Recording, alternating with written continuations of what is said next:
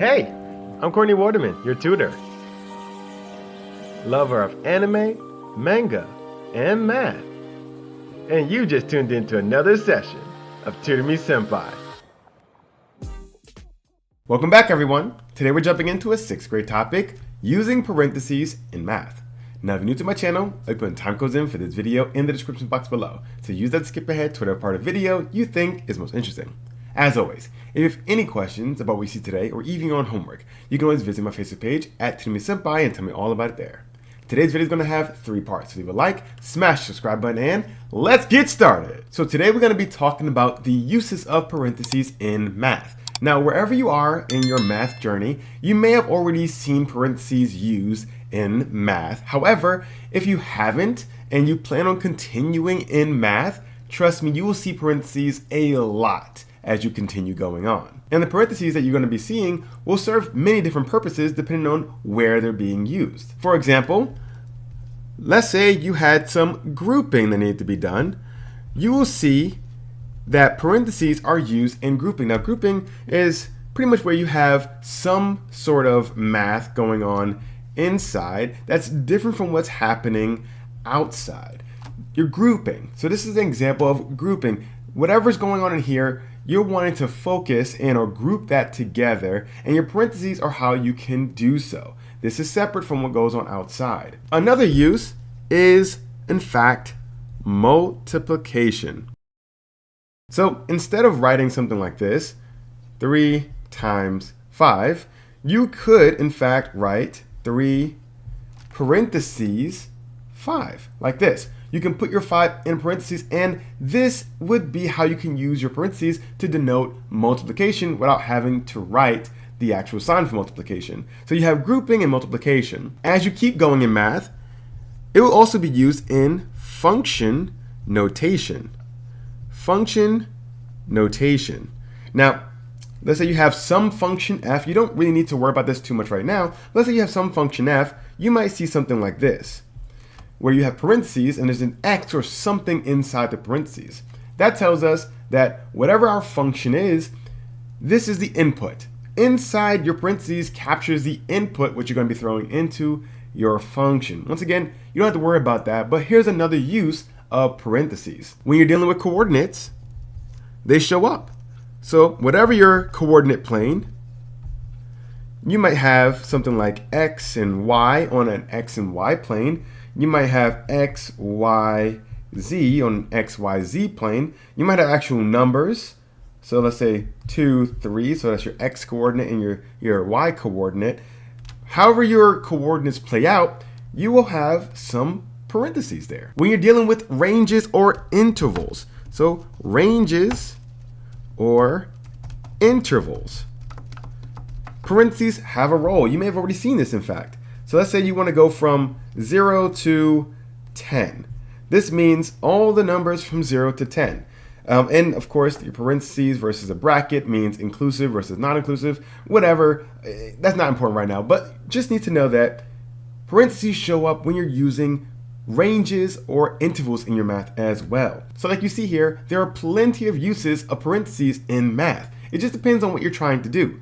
Are you multiplying? Are you trying to group? Are you using it for function notation, coordinates, or even intervals? You'll find many uses as you continue down your math journey. However, for today, we're only going to be focusing on these 2, grouping and multiplication. So let's jump into our first one, grouping, right now. So like I said, grouping really just tells us what we want to focus on. So you might even say grouping / focus, because we want to have us focus on certain things before we do other things. So you'll see grouping or parentheses used in grouping a lot when you're doing order of operations. So parentheses has a major role in order of operations. Not just parentheses, you have brackets, you have anything that allows you to kind of group things together has a big role in order of operations. So you might have something where you have 5 plus 7 in your parentheses minus 7 times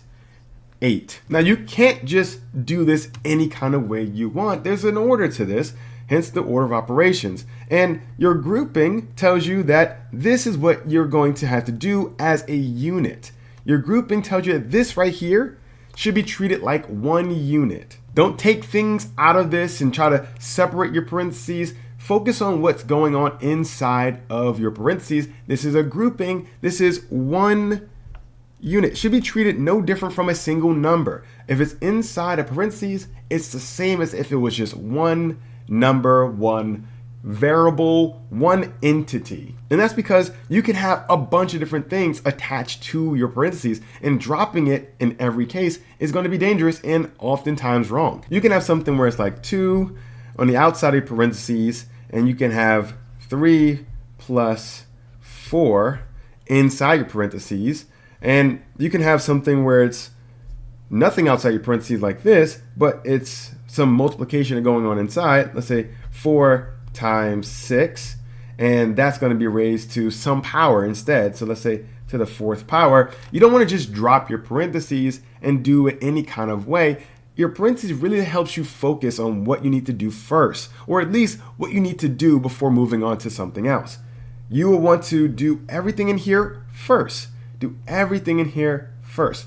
Do everything in here first before you move on to the next step of your order of operations. So your grouping, or in this case your parentheses, helps you focus on a task before moving on. And you can have nested parentheses. So let's say you have a set of parentheses like this, where you use 3 plus 2 minus, let's say 4 times 10.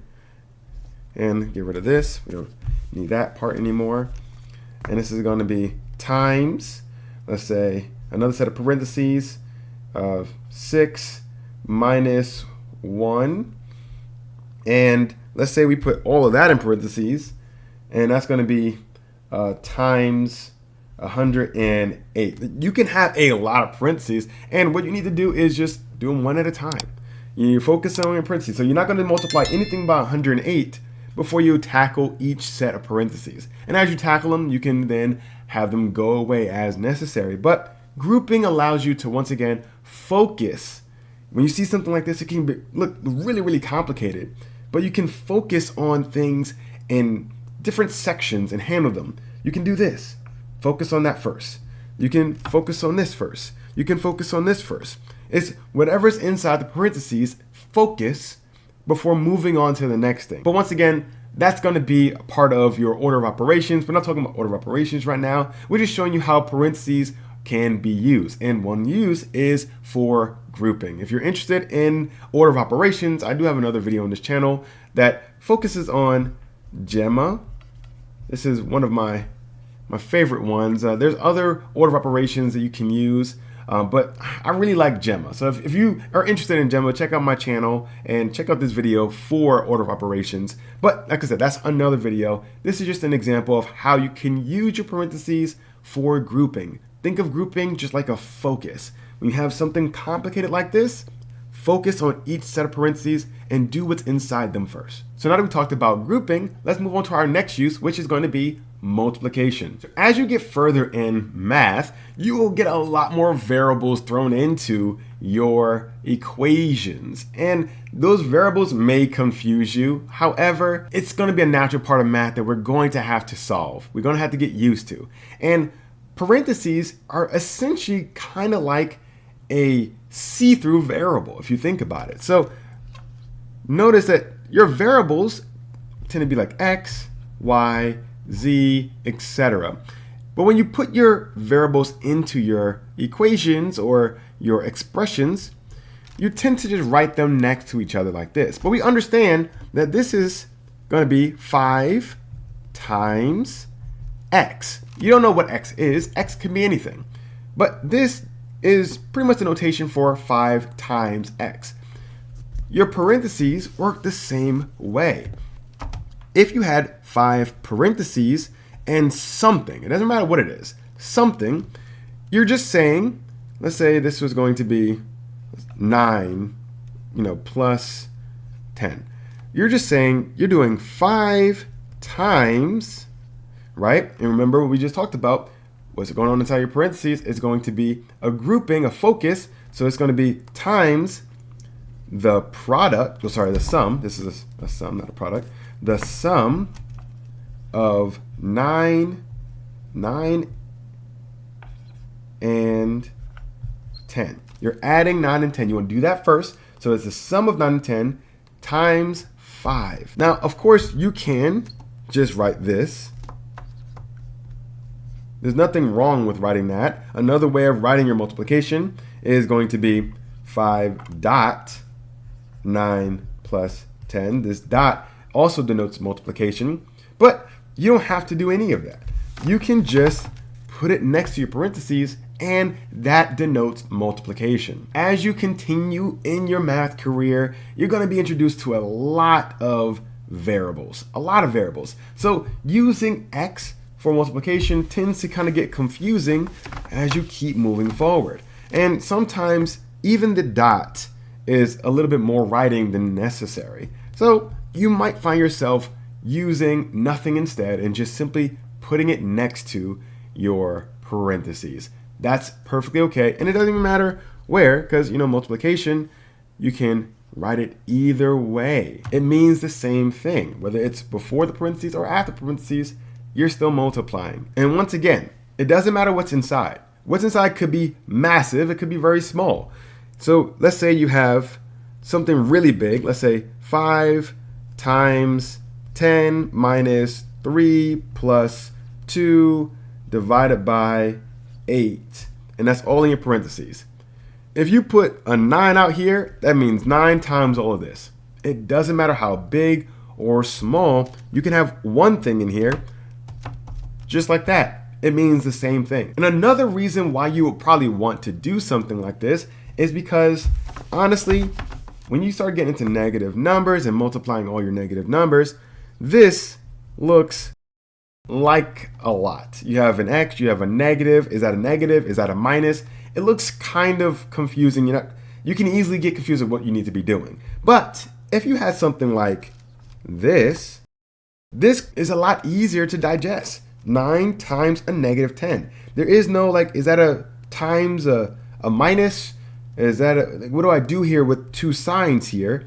If you're new to negatives, that can be very, very confusing. But when you don't have to worry about the different signs, this is a lot easier to digest.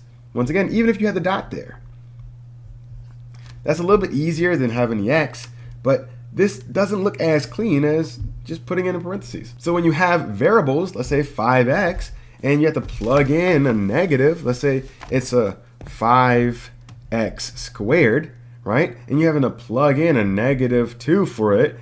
Well, that might be a little confusing if you were just to do 5 times negative 2 squared. Now, I wrote it like this to kind of show you it's separate, but some people might write it like this, and that looks crazy confusing. Parentheses helps you focus and denotes multiplication, so you can easily just do negative 2 squared.